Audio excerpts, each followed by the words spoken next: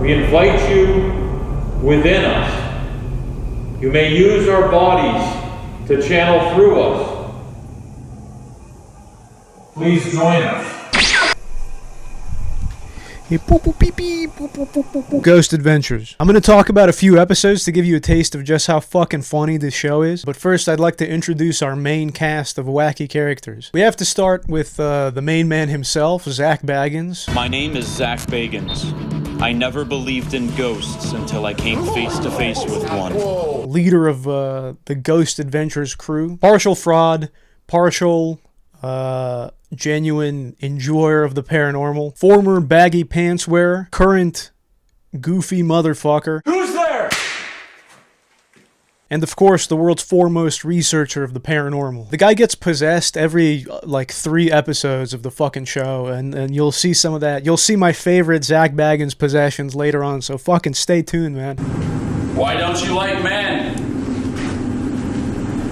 Then we have Nick Groff. And they're trying to draw the energy from this camera. And that's not going to scare me away. Who tends to clash a lot in the earlier seasons with Zach for kind of the spotlight. There's a lot of times in the show where something will happen to Nick and Zach will immediately upstage him by getting possessed or something like that. It's in the earlier seasons where the show is less hyper-produced. They tend to not hide a lot of those kinds of, they get snappy with each other and stuff. Stop! Just stop for a second. Just stop. Just film this. Are you filming this? Yes. Did you hear that? I'm capturing right now. I'm filming. It didn't surprise me at all to learn that Nick later on went to make his own show, the format of which is virtually identical to Ghost Adventures. And then finally we have Aaron Goodwin. Aaron found himself alone, hearing disembodied voices. What? He's the more mild-mannered of the three and just seems to kind of be happy to be ghost hunting with the boys, which I can respect that.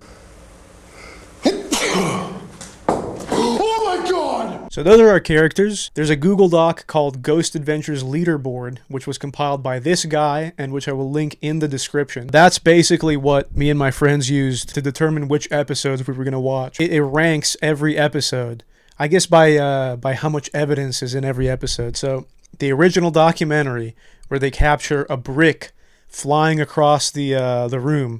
Is that you making all the noise? Holy oh my god! Holy Stop! That's number one. That's the best evidence they've ever had of ghost activity. And of course, conveniently, this evidence helped them secure a show called Ghost Adventures on the Travel Channel. The format of the show, if you don't know, is basically this.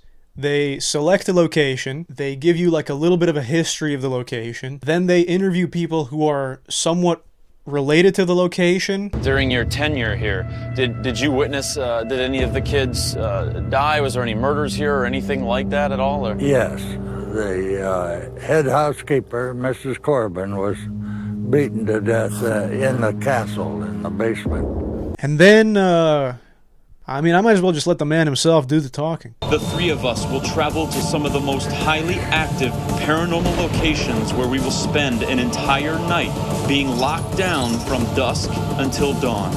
These are our ghost adventures. We're going to start off with a mild episode. This is a season 1 episode called Riddle House. It's about a house where some guy hung himself in the attic. The Riddle House, built in 1905, was originally called the Gatekeeper's Cottage and served as a home to the overseers of the Woodlawn Cemetery across the street. Now, this is the first season, so they do pull a bare minimum attempt at convincing people that they were skeptical of anything that was going on at the house. I just think this is weird, guys.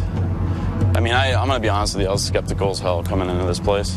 I think, honestly, I'm going to be honest with you, I think this is like the village of the dead. They were skeptical as hell, bro, and then they became true believers after they saw what happened in the Riddle House. This is a good episode to start with because it introduces several central themes that run throughout the entire show. Number 1, Zach Bagans taunting the deceased. Are you the one that hung yourself up here, Joseph? Is that you? Remember, I am not doing this because I have disrespect. I have disrespect for evil entities that conflict, that do harm on the living. I hope you can hear me up there in the damn attic. We're not gonna run from you.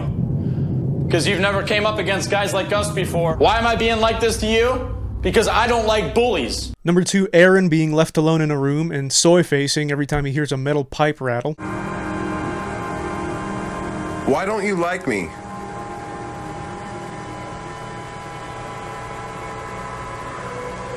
Do I look like...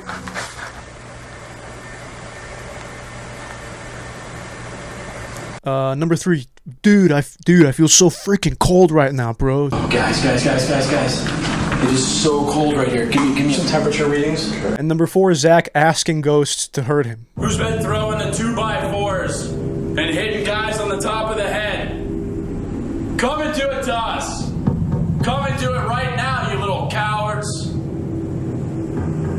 I got no tolerance for little evil entities. Oh my God. There's a kind of goofing off quality to the first few seasons that gets lost as the show gets better produced. For example, here, when they get caught in the rain. Oh gosh.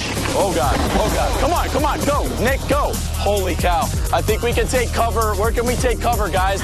You didn't bring this with you, did you? No, I promise I didn't bring this. All right, we're new to the psychic medium thing. I didn't know if you called upon this. Or in the episode Idaho State Penitentiary, where they run up a hill and just start chasing a bunch of snakes that they saw. Dude, I saw a snake. I saw a snake right there. Now you can see that we weren't lying when we heard some hissing and rattling and stuff like that. Dude, watch out. What? Oh my God, dude, another one right there. In one episode that I won't really be talking about, they go to England and they talk to like a 130-year-old guy who got sucked off by a succubus. Mr. Humphreys? Hello there. How are you, sir? Welcome to my home. Yes, I'm Zach. This is not just a ghost in here, it's called a host. There's so many ghostly entities in this building, it's impossible to count. There's something in here wakes you up during the night and wanting sex with you. Have you heard of incubus haunting? In Greco-Roman mythology, an incubus and a succubus are the same entity. The succubus comes to a man, visits him in his sleep, seduces him, takes sperm. And there's a fantastic part where Zach is like in the middle of Stonehenge doing his spiel. Right here where I'm standing, right in the center here, is where this ley line that Mr. Humphreys, the owner of the Ancient Ram Inn, told us about earlier and showed us on a map. It's clearly just Zach taking advantage of the fact that he has a Travel Channel media pass and just going to Stonehenge without any other people there and going right to the fucking middle of it, which is like cordoned off. The thing about Zach is, even though he's partially a fraud, he's an incredibly likable guy. I would that's what I would be fucking doing if I had like a Travel Channel. If I had any kind of press pass, that's exactly what I would be fucking doing. Good luck, my friend. John. You idiot. Thank you. The next episode I'm going to be talking about is, I believe, a season 2 one called Preston Castle. It's about a jail. You know, I have to tell you, Frank, the reason why we are here is because of some of its dark history that may be a product of some of the unexplained things going on in here. At one point he remarks that it's still daylight and they're already like getting ghost activity, which... Broad daylight, and we're hearing stuff already. I don't know why ghosts would care about the time of day. So they lock themselves in this jail, and almost immediately Zach starts taunting the ghosts again. I'm the new supervisor. I'm the new guard. And if you're going to cause a ruckus tonight, then guess what? That's what's going to happen. There's a really funny visual of them just lying in these fucked up beds, and then a ghost comes and sucks off their energy and turns into a mist.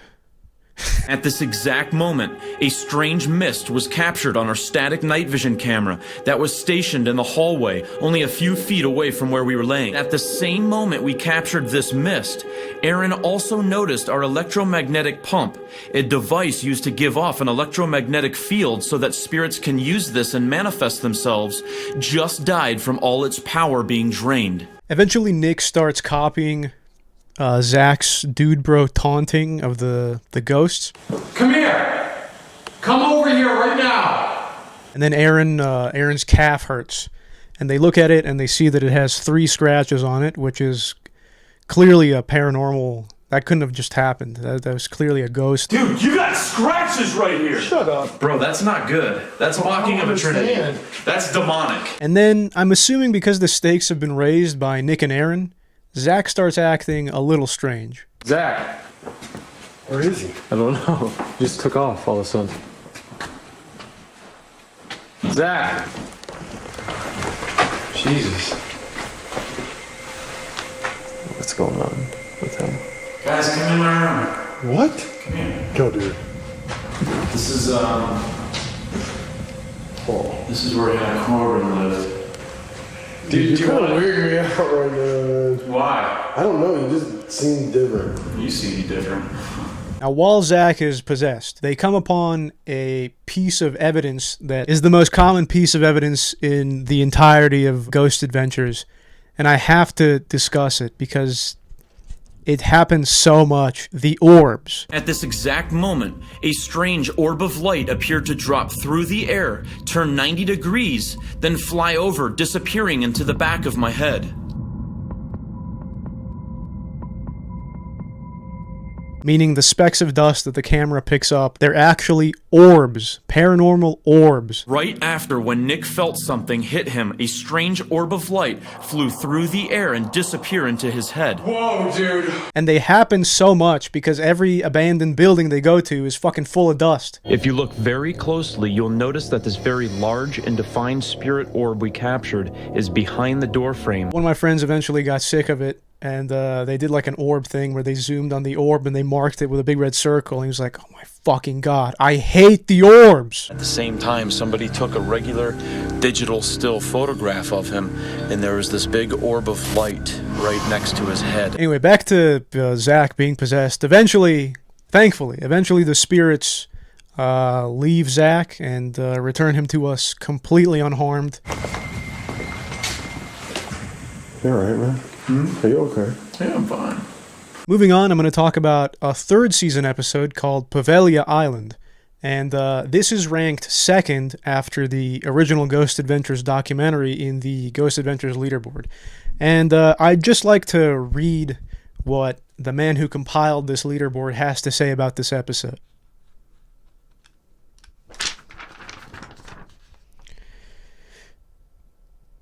Huge amount of evidence, including top-tier dark mist that moans. With hundreds of thousands that were burned to their death over there by the plague. You've got an insane asylum that was built on there later. You've got murderers and convicted convicts that were sentenced to death over there. This is nothing more but a cesspool of pure dread. And we are going to be stranded on that island till dawn. The motors died. This episode has my second favorite Zach Bagans possession.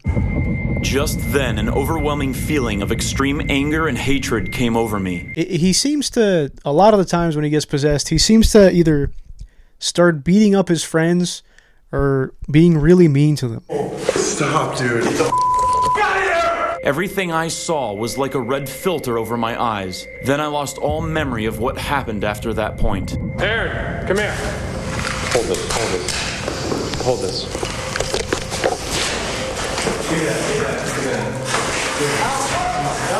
Stop! Let go, let go. Let it go, let it go, put it down. I'm right here, let's go. I'm right. That was not me. That was not me.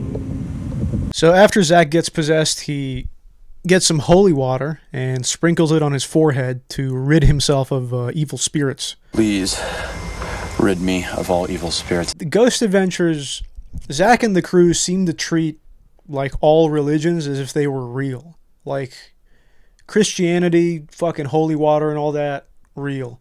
Judaism, fucking rabbis, Dybbuk boxes, real. Voodoo, Wiccan ladies doing fucking rituals and shit, that's real. Ouija boards, that's real. Psychics, real. I mean, you know, people call them like dude bros and stuff. They're actually very inclusive. They're the most inclusive ghost bros I've ever seen. And I already hear you asking, how does Zach disrespect the deceased this time? Datore. Dottore, ti ricordi di me? Ti ricordi di me? Do you remember me?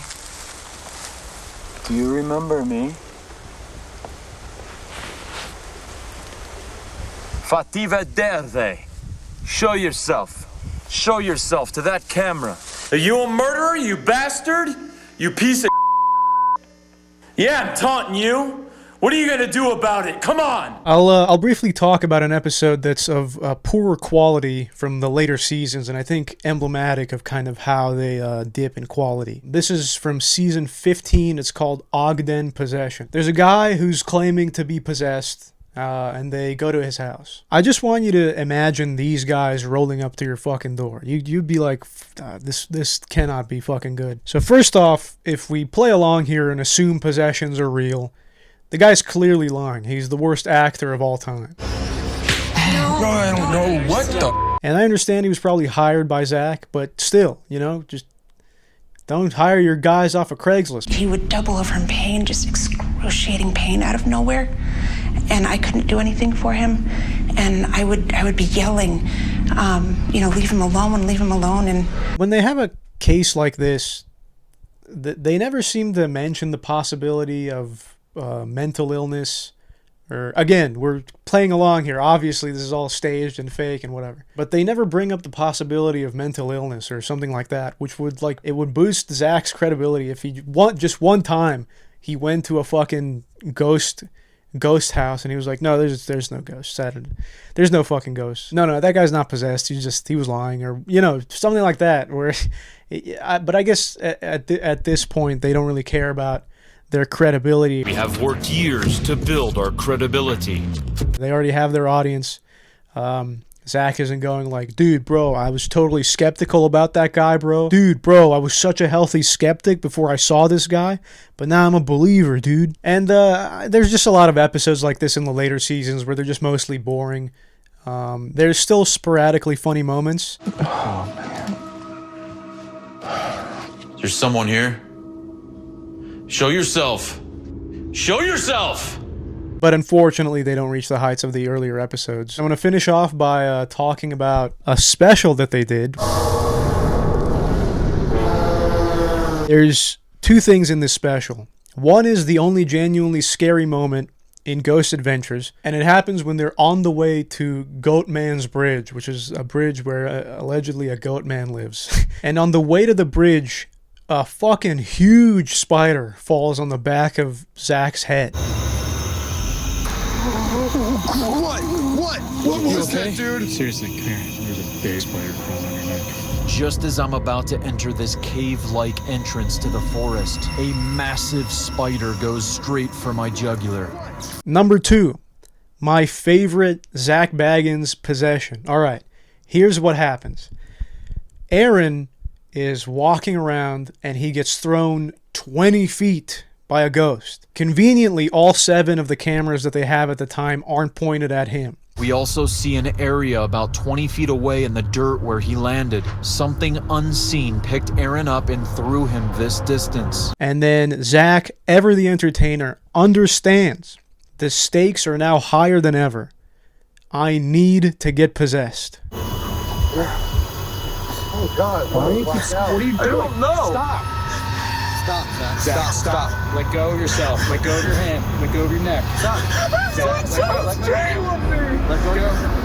Zach, let go of your neck. Stop it. Zach, stop, bro. Bro, stop. Go over there. Zach, let go of your neck. Bill, help me, Bill. Zach, let go of your neck. He's not letting go. Bro, stop. Hey, Zach, stop. Jay. Zach, it's Jay. Stop, bro. Zach.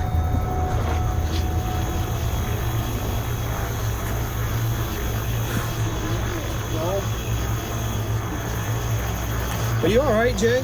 No. He's alright, though. Zach, talk to me. Bro, talk to me for a second. Breathe. Just breathe, dude. Breathe.